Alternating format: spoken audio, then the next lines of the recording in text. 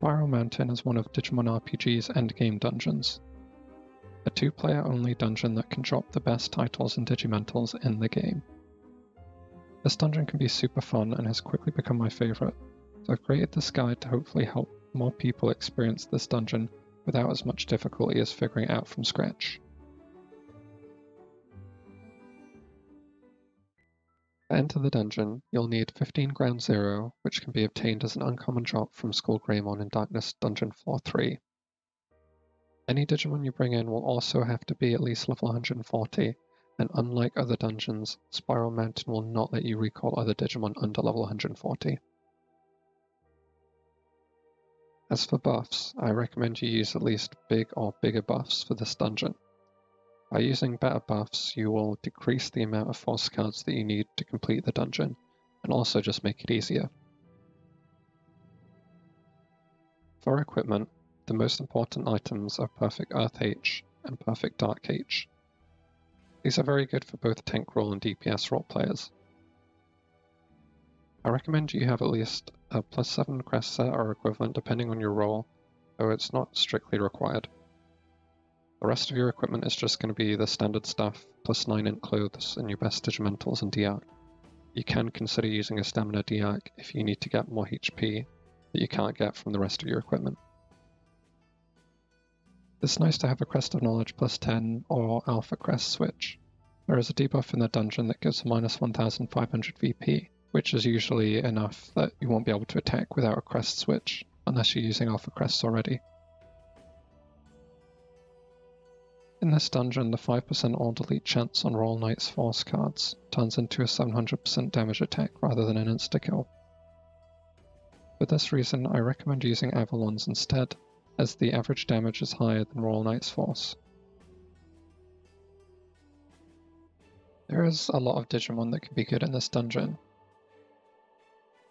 Having Wind Protect is also important on some of your Digimon, though not strictly required. To get through the dungeon smoothly, it's good to have at least one fixed damage dealer, tank, and regular damage dealer spread across your team. Other than that, you can fill your teams with Digimon that will help you use less resources or make certain bosses easier. I won't go through all the best Digimon for every single boss here. I'm just going to give some recommendations. I think it's best to fill your teams with Digimon you already have and work up from there to try and make your runs more efficient. Before every boss's path, you will draw a tarot card from Piemon. This determines your buff or debuff for that section of the dungeon. You can find a list of all the buffs and debuffs in my Google Sheet in the description.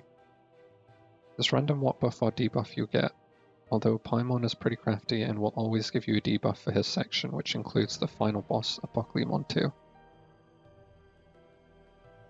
After acquiring a tarot card and moving to the next area, you'll move down a short linear path to get to the boss of that area. The encounter rate is pretty high here, and the timer is also shared between the path and the boss, with most of the area's timers being only 10 minutes long. For the encounters, you should be prepared to use Holy 7 as soon as the battle starts. The enemies here are very fast and strong, and will most likely one-hit you if you don't put defense cards on before they attack. Try to make sure your party can kill the encounters in one rotation if possible, as you'll need the time to beat the boss at the end of the path. You should count the enemy's attacks to know when to switch from defense cards to attack cards. Always queue your attack at the start of the fight. Encounters with 3 or 4 Digimon, wait till they attack once, then change your defense cards to attack. For encounters with 5 enemies, wait for 2 attacks, and then switch to attack cards. You can see this with the example on screen. Now that you know all the basics, we'll go through the mechanics and my recommendations for all the bosses of the dungeon. Here are Whamon's mechanics. For tank, Lilithmon or Lilithmon X can be useful to reflect some damage, but otherwise anything is fine. For damage dealers, Wind Protection is useful but not required. If you don't have Wind Protection, you'll just have to attack a bit less often so you don't get killed by the multi-target attack. For now, I'll walk you through the fight rotation. Starting the fight, put on Holy 7 right away, and try to recall your second Digimon. If you take damage before you recall a Digimon, use Haste and Accelerator to heal before recalling, just to be safe. Now we attack with Avalon's Gate on our damage dealers, counting the amount of attacks we do. Each attack will increase Whamon's next attack damage. For this example, we will use a maximum of 4 attacks, which makes Whamon's damage on our tank about 5,800 damage. Try to attack a lower amount of times till you find out how much your team can tank. After Whamon attacks, the cycle is reset, so just heal up and attack again with your set number of attacks. Repeat this until Whamon's dead. I'm just going to play the rest of this clip so you can see how high Whamon can hit with its single target attack. Another interesting thing about Whamon is that it seems to have a surprisingly low battle rating, so it does naturally miss a lot.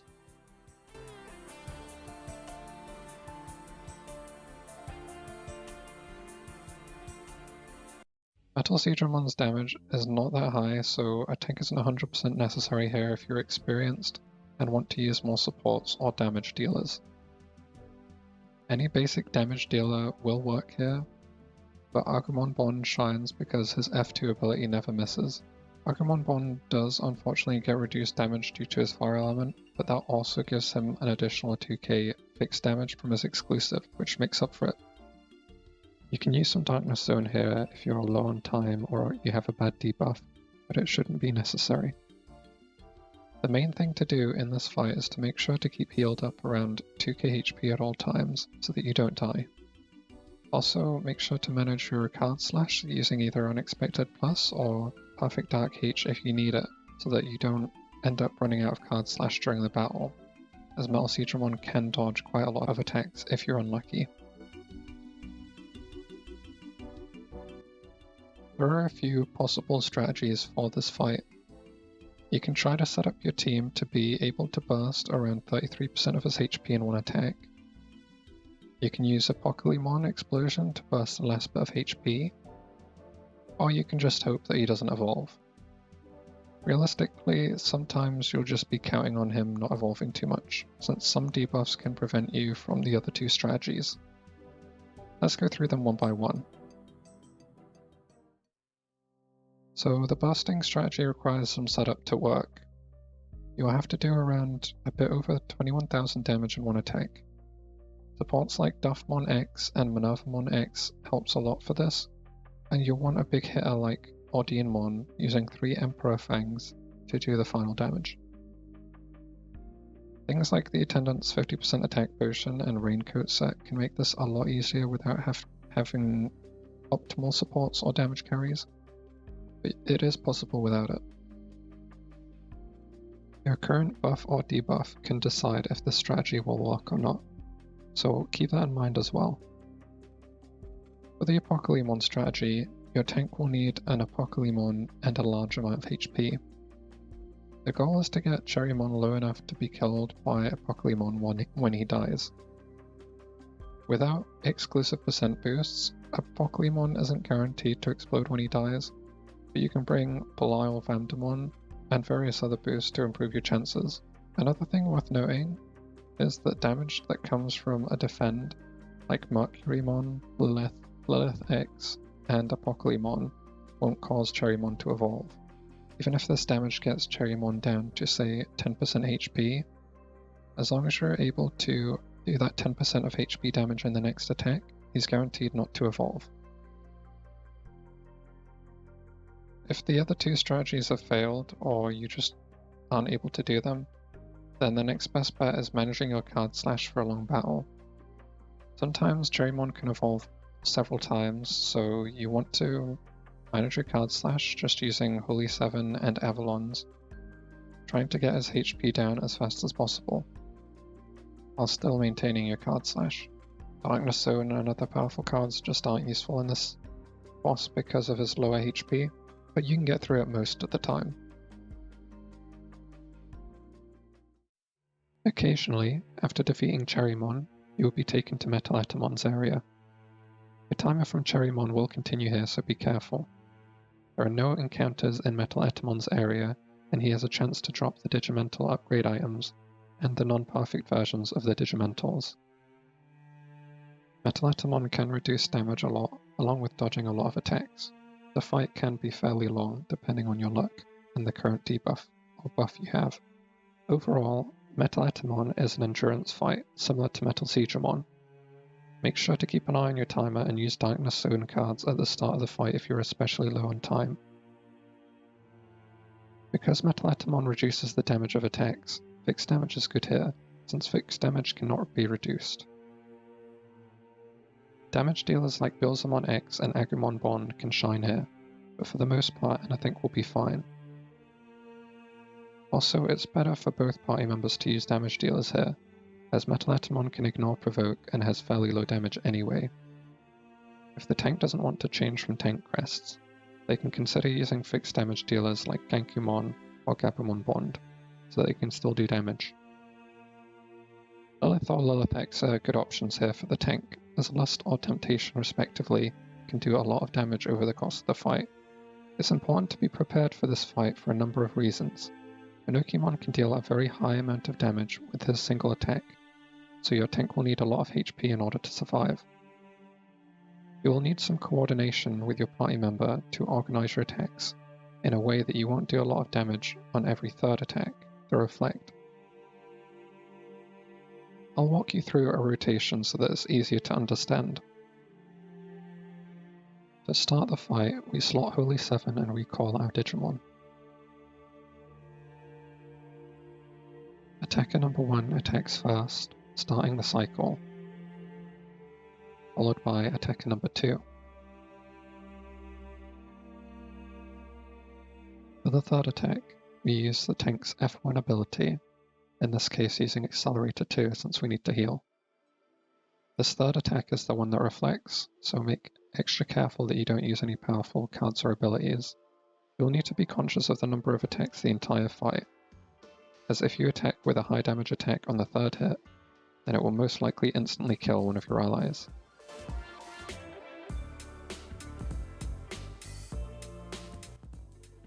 WaruMonzaemon reduces damage the lower health they get.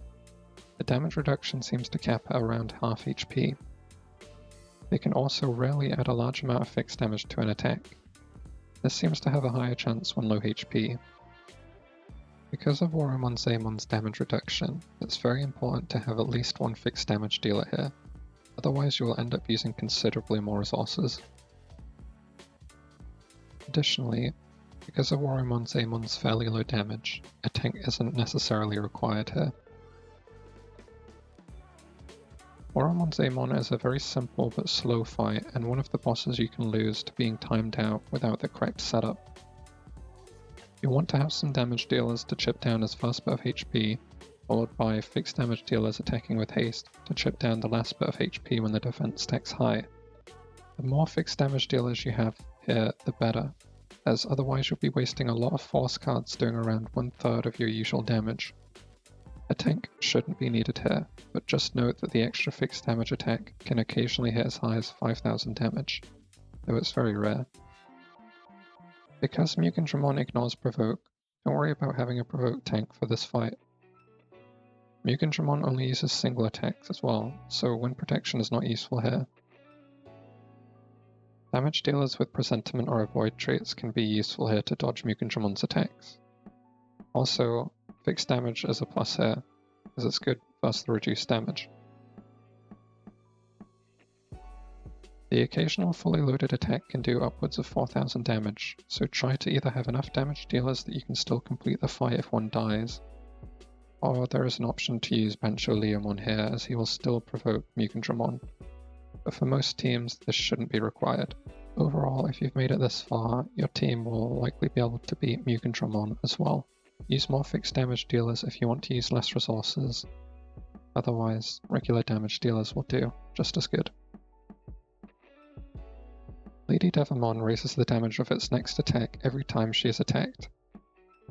And that's it, that's pretty much her only mechanic.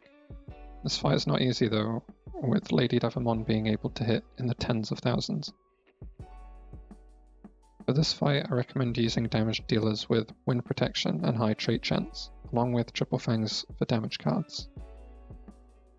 Regular LadyDevimon is a pretty optimal tank for this fight and can even be summoned in by the damage dealer, since you'll be counting on wind protection and lust anyway. One lucky lust can do almost the entire health bar of LadyDevimon. Having two Digimon with wind protection and provoke can help make this fight a lot more consistent, as if she decides to use a single target attack after you've damaged her, your tank will most likely be dying no matter what. So having the second tank as backup adds an extra layer of defense. It's also worth noting that you can use Mastermon's exclusive here to dodge damage completely, so that's also an option. Piemon and Apoclymon section guarantees a debuff, and it's shared on both bosses along with a 20-minute timer. This fight is probably the most consistently difficult fight in the dungeon. I recommend using Perfect Dark H here, as card slashes can really be drained during this fight. You'll need to carefully balance your attack timings in this fight and always ensure your health is high enough to survive WaruMonzaemon's attack. Piemon has a lot to break down, so let's go through it one by one. Piemon occasionally attacks twice, with the second attack being undodgeable by regular traits. Piemon summons 4 Digimon at the start of the fight, but they don't do much damage. When Piemon's 4 summoned Digimon are killed, he will summon MetalGarurumon and WaruMon. MetalGarurumon reflects 1000 fixed damage to whoever attacks him, and WaruMon fires a high damage, multi-target, undodgeable attack every time he attacks. Your strategy for this fight should be to recall your team, followed by defeating the first 4 summons as soon as possible. This should help your tank not use as much card slash. After this, MetalGarurumon will run in, followed by WaruMon. At this point, you will have to carefully manage using haste and accelerator cards, along with your force cards, to stay above around 2500 HP, depending on your defense. Most damage dealers will want to use haste and accelerator before WaruMon attacks, then continue attacking with Avalon once or twice after he attacks, followed by another haste and accelerator. When using accelerators, make sure to target WaruMon and use a single target ability, as he will be surviving the longest, and you won't take the extra 1000 damage from MetalGarurumon. If you can manage losing the 1000 health from MetalGarurumon, you can use some Darkness Zone when he spawns in to speed up the fight a little. For tanks, anything with Presentiment trait can be useful for dodging Piemon's first attack. LadyDevimon and LadyDevimon X are also an option since all the attacks have a chance to be reflected due to their exclusives. For damage dealers, the most important thing is just to have a fair amount of HP from your equipment, so that you can do an attack or two and still survive WaruMon's attack. This fight can take some practice and can really vary depending on how bad the debuff is for your team. Just try to play it safe with your HP and make sure you have a high amount of card slash with your equips prior to the fight. Apoclymon combines the traits of all the bosses that drop items in the dungeon. The most important change here is that Apoclymon reflects every second attack, rather than every third attack from Pinocchimon. Wind protection is not required, but it is useful to have for your damage dealers so that they don't get stacked out. Your team is most likely going to have 2 Digimon that are dealing damage, and 2 Digimon that are attacking with no cards on the reflect. You want to coordinate with your teammate on who is attacking on the reflect attacks. In this example, I attack first and second, then my teammate attacks third and fourth, creating a nice cycle. You may also occasionally take a bit of damage from the undodgeable second attack, so be sure to use accelerators when needed during the fight. Apoclymon has less health than most bosses, so if you've made it this far and haven't killed your teammate by mistiming your attack, then you probably won't have much trouble. When lowering Apoclymon's HP to 0, he will evolve to Phase 2, regaining around 20 or 25 HP. If he is not killed before his third attack, then he will instantly kill everyone, and you will be expelled from the dungeon. At this point, all attacks will do 1 damage. The regular way to do this is just attack with haste on all your Digimon until he dies. You may need to use haste and drills or Fenrir's if your accuracy is low, but as long as all 4 of your team's Digimon are alive, this should be easy.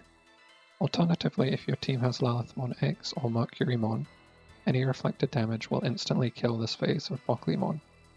After this, you will be transported out of the dungeon and given your loot. Good job. That's all there is so far. I'm sure the meta for this dungeon may change in the future with new Digimon and strategies always being discovered. I recommend you keep an eye on the written guide linked in the description and try some creativity to create your own approach to the dungeon.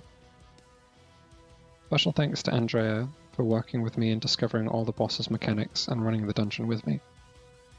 Also, thank you to Slaids, Koho, and Aeon for further optimizing and running the dungeon. If you have any questions, please let me know in the comments and I'll see if I can help. Good luck on your runs. Till next time. Bye.